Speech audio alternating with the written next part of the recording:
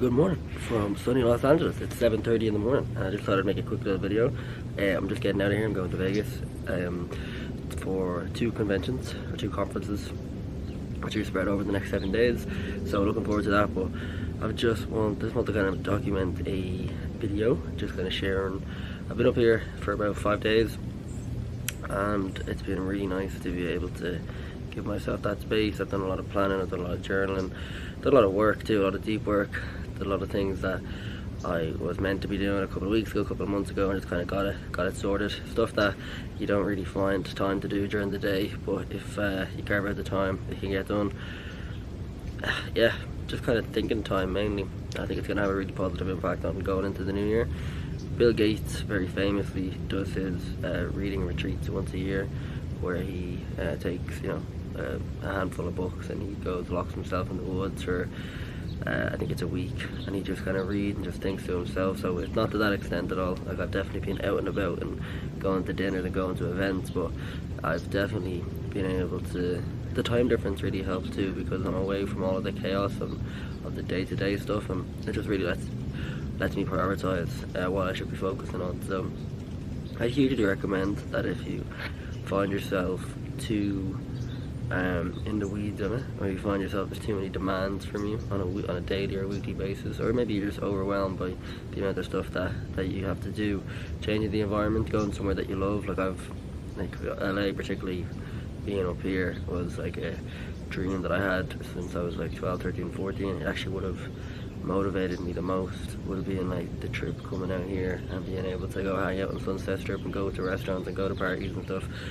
But I don't really do the party thing anymore, but like just being around the history of this place and the energy that it holds, I definitely used to dream about it a lot, and now I come here like once or twice a year the last couple of years, so I'm a little bit more used to it. But yeah, it's definitely a good safe space that makes me feel, that gives me a little bit of a kick up the bum and really lights a bit more of a fire up my ass, and also reminds me what I'm doing it for and what kind of life I want to create for myself. So that's pretty much the crack. Yeah, like I said, going to Vegas now, and yeah, just wanted to share with you guys, my friends, my family, e-commerce brand owners, business owners in general. Yeah, if you do feel a bit overwhelmed, or if you feel like you need a bit of space, take that space, whether it's like 2 days, whether it's a week, whether it's abroad, whether it's like a local hotel. Definitely try to carve out that space for yourself and try to take advantage of the peace of your own solitude. So yeah, I hope everyone has a good week. I hope everybody's buzzing for Christmas. Have a cool few videos coming out. There'll be a vlog for this trip, and then there's also 2 other cool videos that should be out before Christmas. And then 2025 we're going hard on the content side of things. That's another thing. When I was at the Ty Lopez Mastermind, I did notice a lot of the people that were doing really, really well on the e-commerce side and on the service business side, like agencies, they all had personal brands. And yeah, it's definitely something I didn't focus on for years. Definitely, like I've been telling, like I'd make strategies for years for people around personal brands and scaling it online, and it's definitely just so clearly a USP, or just like a clear outlier for like really successful people here. And yeah, I've been talking to a lot of guys over the last couple of days on what I should be doing, how I should prioritize the new year. There's so many different angles to it. There's like short form, there's long form, there's high production, there's short production. There's like, do I want to go like really, really niche and speak just to my audience, which is like, Shopify store owners who do over $1 million at least? Or in order to like get that growth, do I want to really open it up to just marketing in general, maybe even business in general, speaking about the Irish economy, speaking about just like the tech world, because they're all things that really interest me. And is all that top of funnel activity able to grow the brand, grow my name, which will then naturally just trickle down into bottom of funnel activity. There's so much to think about, there's so much to consider, but yeah, taking it each day as it comes. But it's definitely a priority for next year.